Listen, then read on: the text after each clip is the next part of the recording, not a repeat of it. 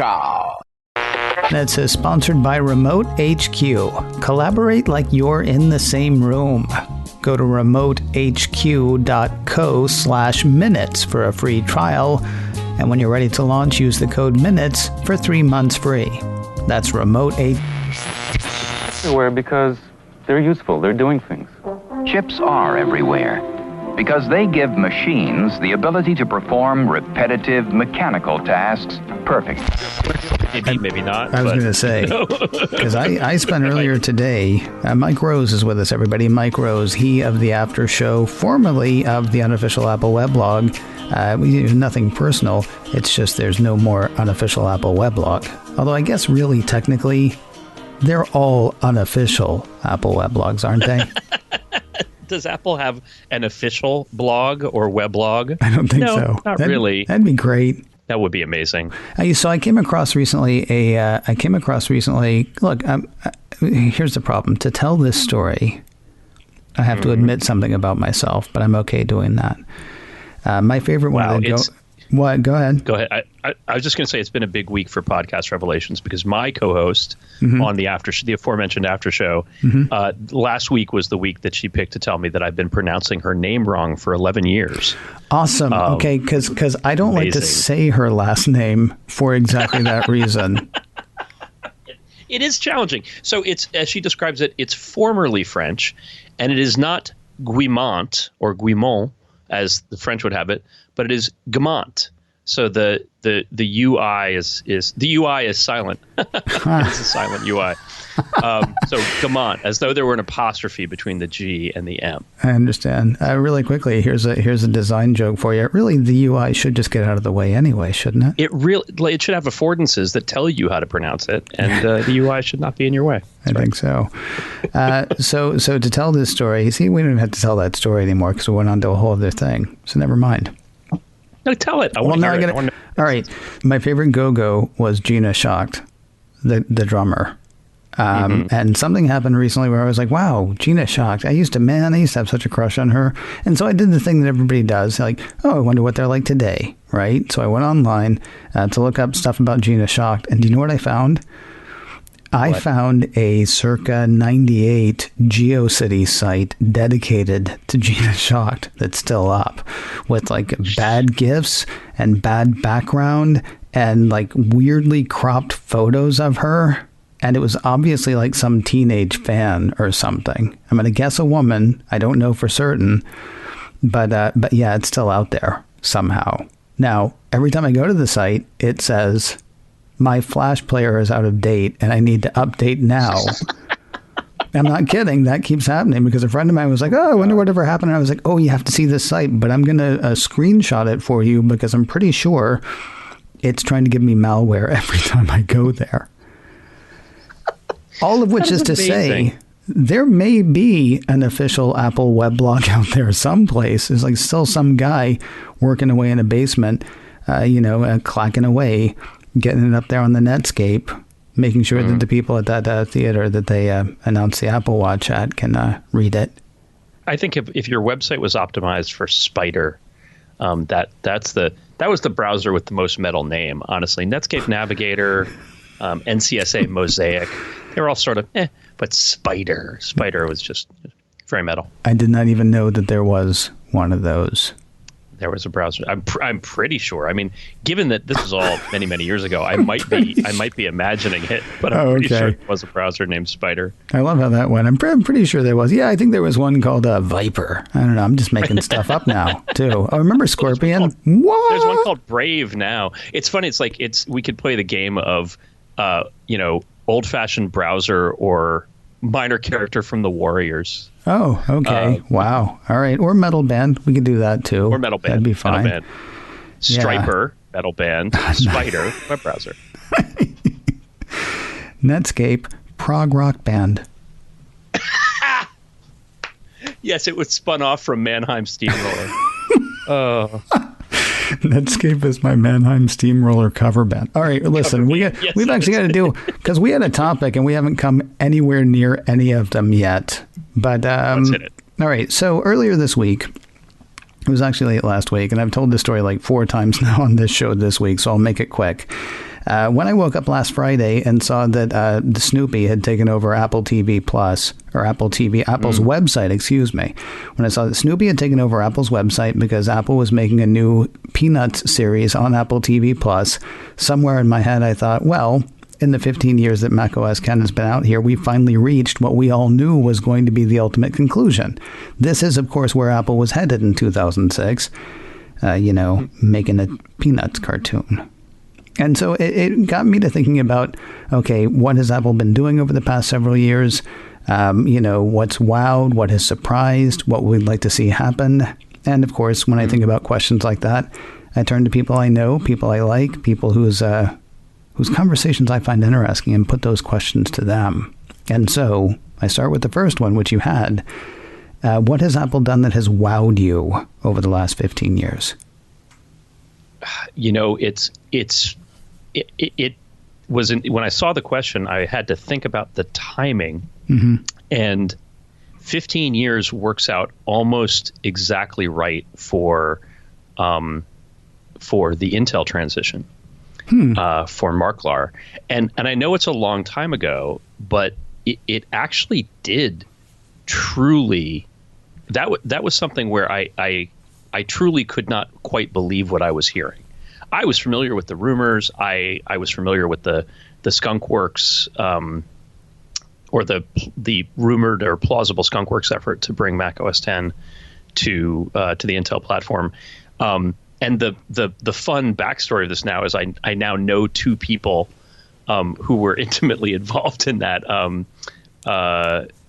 trying to I don't want to out them unnecessarily, but one of them is it was an Apple engineer who is married to my friend Kim, who was the person who was responsible for the Marklar code name for the macOS on Intel project.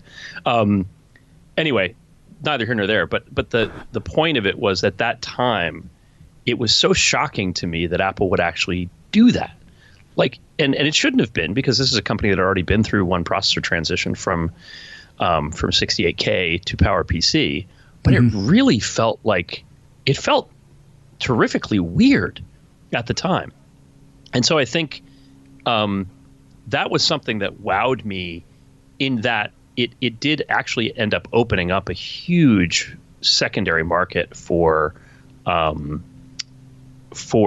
Mac. I later became responsible for running a lab or an office full of iMacs that were dual booted to Windows XP. It really sort of changed things in how I thought about the platform. That it wasn't about what the architecture was; it was about what the user experience was, and that's remained true even now as we're going through another processor transition. I'm recording this show on Apple Silicon on a Mac Mini, and it's not about what's inside the box; it's about what the user experience is of the box. The other person who I think has publicly acknowledged his involvement or his peripheral involvement in this is Daniel Jalkut, who was one of the engineers responsible for the QuickTime, I believe it was QuickTime on Windows, and some of that code made it into the initial builds of macOS 10 on Intel. So anyway, that's one. It is 15 years ago. It seems like a really long time ago, but it was something that definitely wowed me at the time. Okay, so then it's interesting because you could have just as easily said, it sounds like you could have just as easily said that's what surprised you, by the level of surprise that you had when they announced it. But since they're two different questions, I assume you have a different answer. What over the past 15 has surprised you? Well, I'll tell you what has surprised me. Was the initial reaction to the iPad was very surprising to me, because it seemed so obvious. And actually, there was a conversation I had with my wife when the original iPhone came out and the iPod Touch, and she said, what I want is a big iPod Touch. To me, that would be perfect. I don't need to get phone calls on it. I want something that's that form factor, but that would be. I said, really, you want a big iPod Touch? She said, yes. And then she proceeded to explain to me why that was good, what that was going to do for her. That the phone form factor wasn't going to do.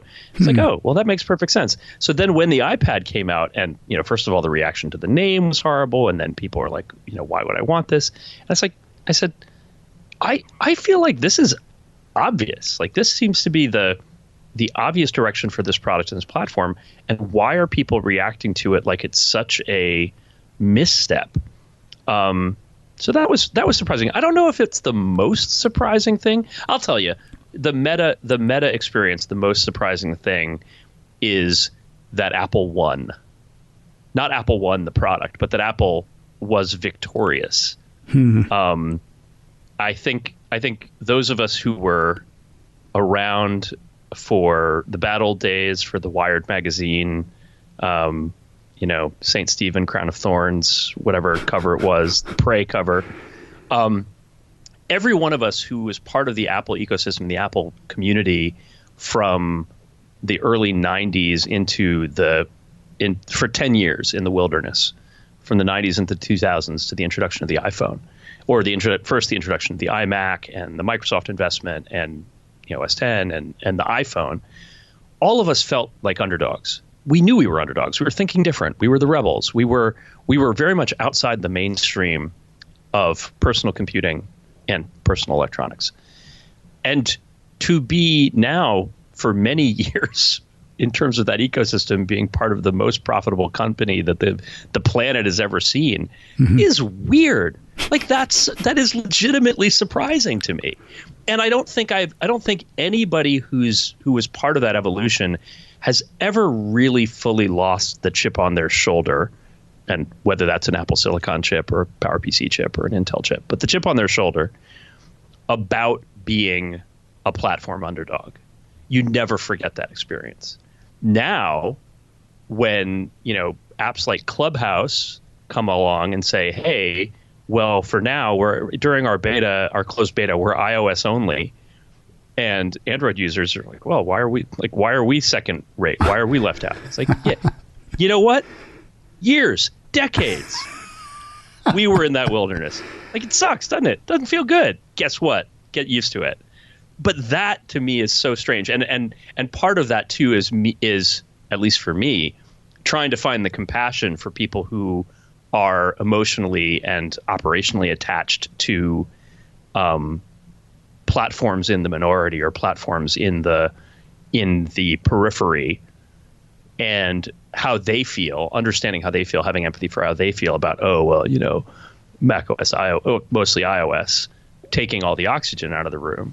Like, yeah, I understand that's not a fun feeling. How can we make this easier, or how can we make this more cooperative and less confrontational? But that's super surprising to me.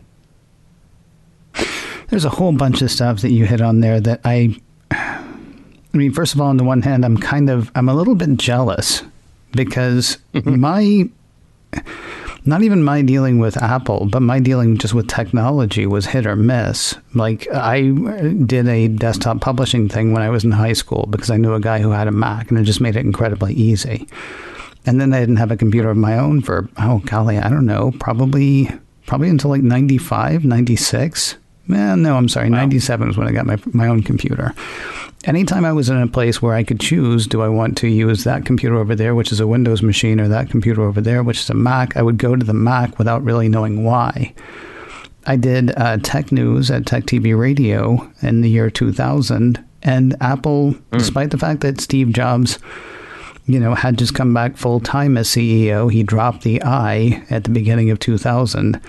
Despite the fact that there was interesting stuff going on there, everybody at Tech TV pretty much treated at Tech TV Radio, pretty much treated the Mac and treated Apple as kind of an afterthought. Like, yeah, it would have been great if, but let's be honest, blah, blah, blah.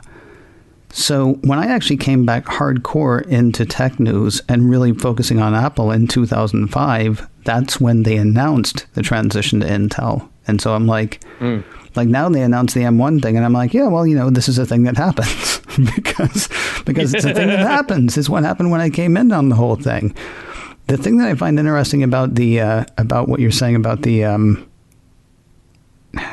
sort of the people on the periphery, we were the underdogs, Okay, first of all, I wasn't part of that, so I can't claim any ownership of that. But I feel bad for the people, honestly, in a way, who were. I mean, you seem to be somebody who can like roll with it.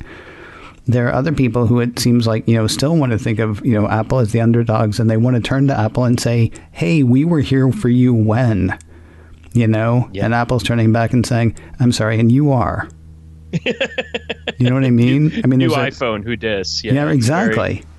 It is very, I mean, I think there's been a long, slow, or sometimes very, very brief and very acute awakening to the fact that as a corporation, as a going concern, Apple doesn't care about your feelings and doesn't cherish your loyalty, whether it's as a developer or as a partner or as a supplier. It doesn't really cherish your loyalty, and can replace you with another customer or another supplier. I do think it's interesting. It's a little bit of there's a little bit of the Walmart factor or the Costco factor in that.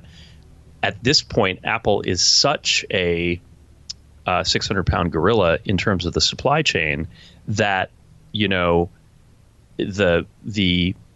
M1 and the A series, all the ARM architecture processors that make up the iOS and new Mac product lines are chewing up some ridiculous amount of the fab capacity at whatever the 5 nanometer process capacity that exists in the world, that Apple consumes, a better than appreciable fraction of all the DRAM production in the world. I mean, that to think about a company operating on that scale, and it's not surprising that Apple doesn't care. What's surprising is that Apple has maintained this sort of simulated empathy for customers, suppliers, and partners for so long. People still don't think about it the way they think about Microsoft or IBM or Oracle or Dell or anybody else. The brand still has it hasn't completely lost the reality distortion field, which is kind of remarkable when you're talking about something that operates at this sort of planetary scale. And yeah, I mean that's surprising too. It's surprising that Apple, the soul, if you can talk about the soul of Apple, that still remains. Some of it still is there. We've seen some of the agility around that with with developer relations. We've also seen the old thoughts on Flash, throwing elbows version of Apple with regard to Fortnite and some of the other App Store shenanigans that have been going on. But I mean, it's amazing to me that even after all this time, the people can remain emotionally invested in it in a way that they aren't with other brands and other companies.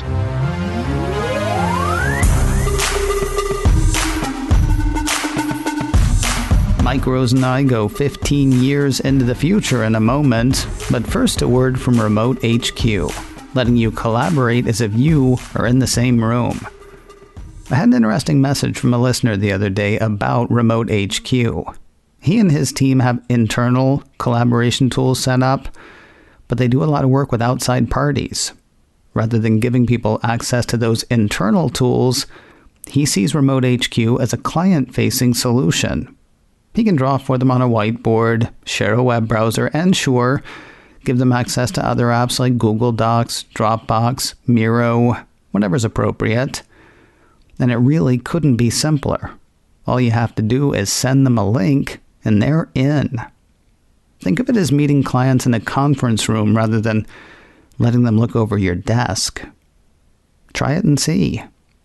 Go to remotehq.co/minutes for a free trial, and when you're ready to launch, use the code MINUTES for 3 months free. Give Remote HQ a try. Go to remotehq.co/minutes for a free trial, and when you're ready to launch, use the code MINUTES for 3 months free. Well, here it is, 15 years later. Kind of exciting how that happened, right? 30 years since I started Mac OS Ken, and it doesn't feel like a day over. 28 years ago. So here we are in the future. It's 2036, and we've last time we talked about Apple 15 years ago, 15 years from now. Well, it was 15 years ago is the conceit that I'm trying to build in people's minds here.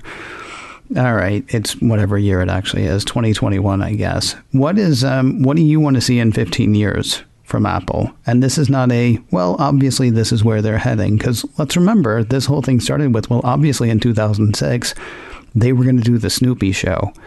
I mean, you can play the logical game if you want to and say, here's where it's headed. You can also, if you want to, say, here's what I would love to see. So tell me which one you're doing and then paint a picture for me.